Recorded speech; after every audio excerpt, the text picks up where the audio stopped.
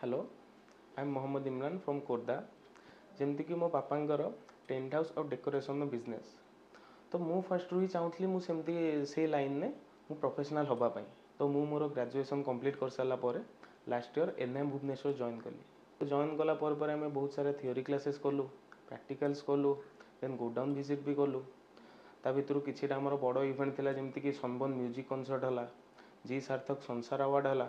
बहुत सारा बड़ बड़ डेस्टिनेशन वेडिंग प्रैक्टिकल्स भी कलु आमर एग्जाम्स भी स्टार्ट है तो एग्जाम तापर आमर प्लेसमेंट स्टार्ट हो गला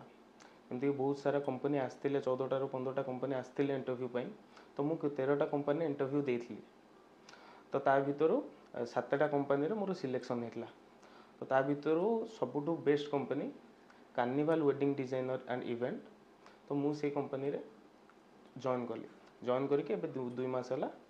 मुझे जॉब करुँची एनएम भुवनेश्वर गोटे कथा भल लगे गोटे पिला एडमिशन करवा 7-8 मास पढ़ा भितर जदि से जॉब करुँची तो यहाँ भी तो कोई छोट कथा नुहे सी भी गोटे स्टैंडर्ड सैलरी रे तो मु समस्त प्रेफर करी आपन जदि इवेंट मैनेजमेंट लाइन निजको प्रोफेशनल करने को चाहूँगी देन एनएम भुवनेश्वर ही जॉइन करूँ आठू बेटर अपॉर्चुनिटी मे भी तुमको कौटी न मिल पारे thank you NM Bhubaneswar for giving me this opportunity.